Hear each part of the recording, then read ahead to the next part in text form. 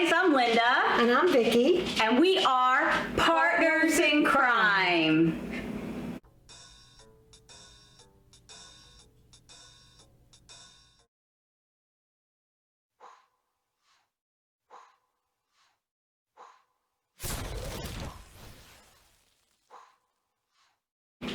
So we're going to start with our wine segment today, and we have Yellowtail. It's a Cabernet Sauvignon. Anybody can find this. It is an Aussie wine, so anyone that goes into their stores can pick this up. We've had this before. Sorry, I didn't run to the liquor store, so I had this in my stash. But it's good, so it is, yes. I'm happy. We're going to have some and try to describe it.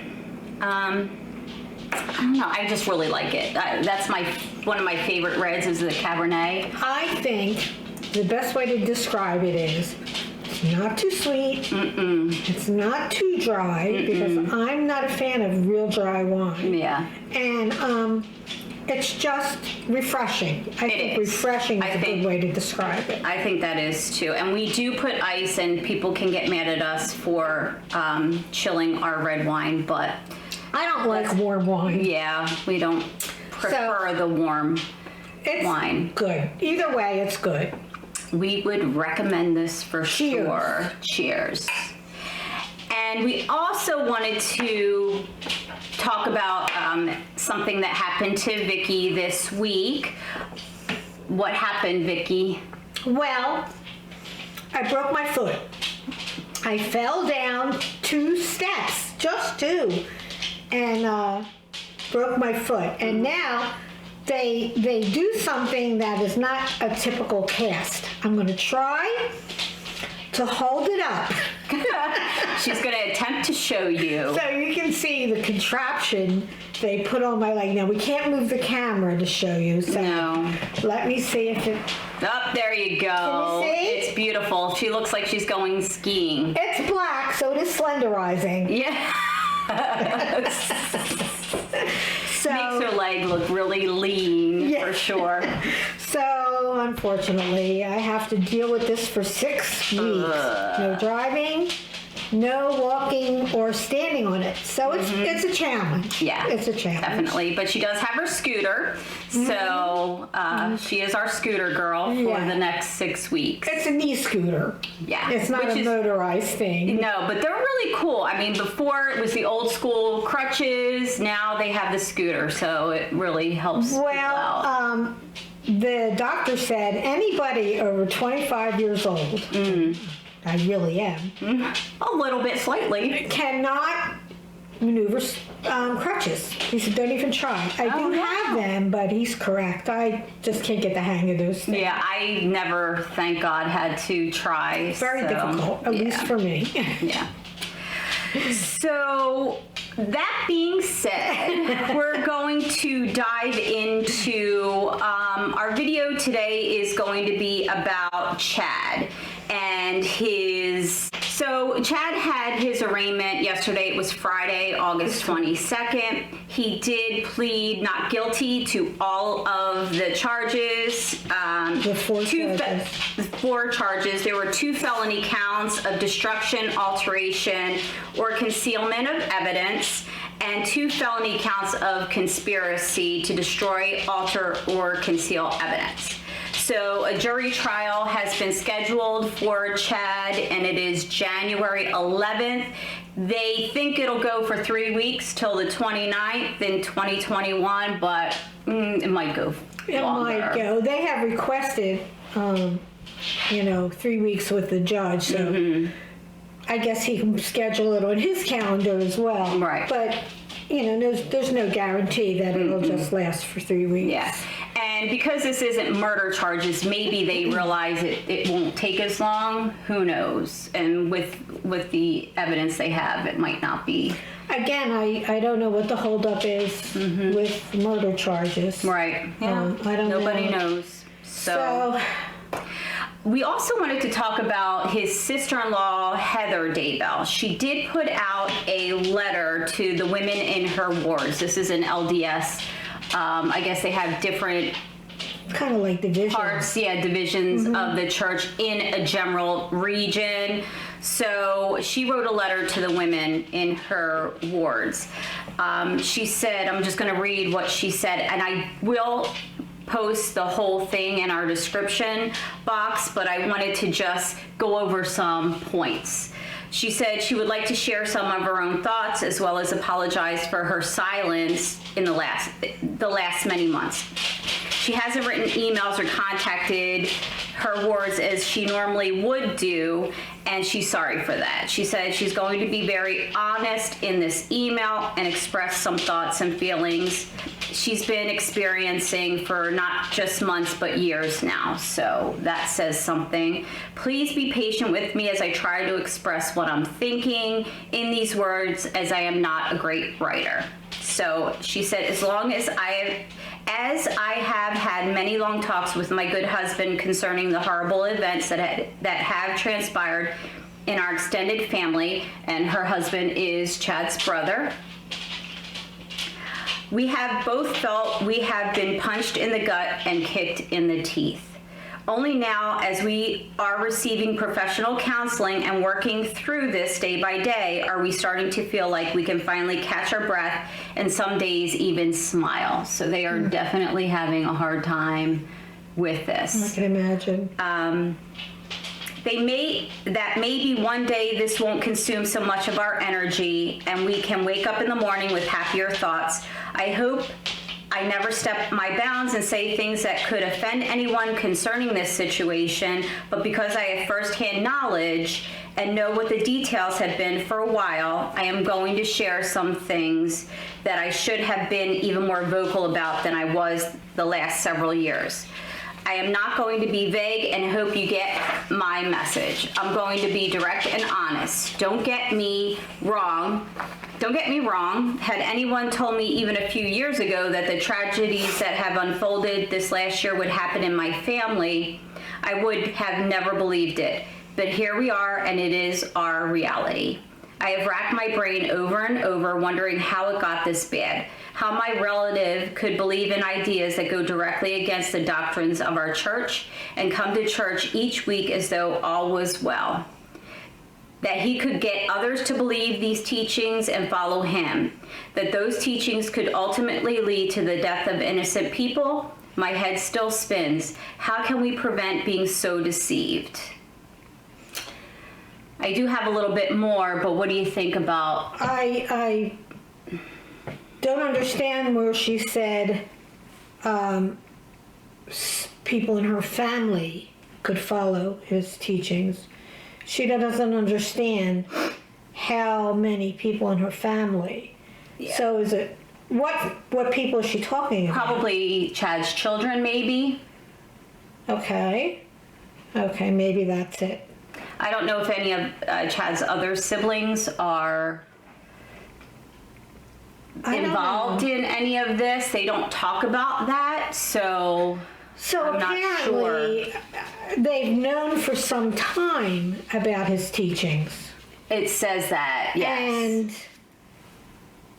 I imagine the conflict because of how true they are to their church and their LDS values, the conflict that they're feeling, that, and did the rest of the family have the same, internal feelings?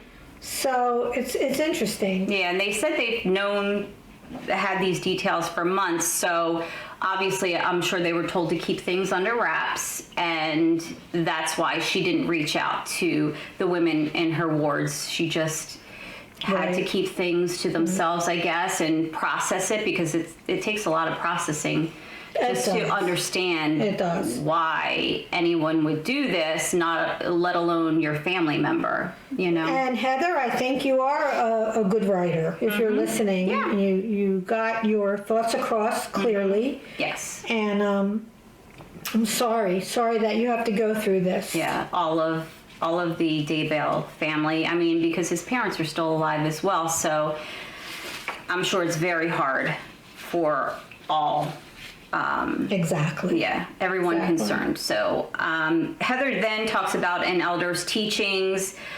I didn't put all that in there. Like I said, it'll be in the description box because a lot of it kind of goes over my head and I have a hard time processing what they're trying to talk about. I did find one thing that I thought was very poignant, something that was in the teachings, and then she just kind of explained it.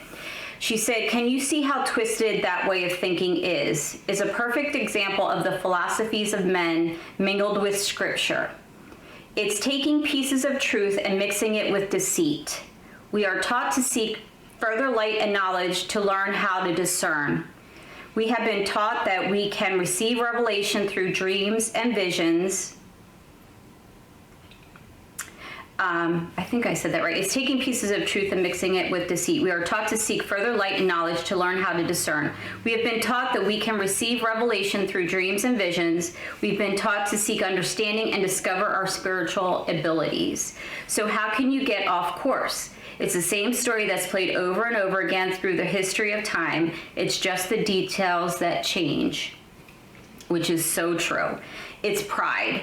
Satan knows how to play on our weaknesses, and pride is one of the big ones. We might start out well-intended and desiring to be our best selves, but when we start to see ourselves as holier, more righteous, or on a higher plane than others, that's when we get off course. And I really, when I read this, I was like, I mean, it doesn't matter what religion you're in. This is just basic humanity and what people have done throughout the ages. Like she said, the detail, it's played over and over again through history of time. It's just the details that's changed, and it's true. Yeah. I like the idea that they do believe that there are people that have the ability to have visions and through dreams or Right. So I understand the premise of where that came from with Chad and Lori, as much as I can understand the premise. But she's saying they took it to a whole way different level, yeah. that is not part of their belief system. Right. So it's important to understand that. And they might keep it, they might name it dreams and visions and that sort of thing. I mean, you can actually say it's just intuition and your gut feeling. A lot of times that happens. And who doesn't dream something and think, what did that mean? I've been thinking of this person, or I haven't thought of this person for a while. You have a dream and then the next day they call you. So we're not going to get too out there, but I think some of this is worldwide. It doesn't matter what religion you are. It doesn't matter what, well, faith and all that kind of stuff. Even if you don't have a religion, if you just believe in humanity, this kind of stuff does happen to everyone.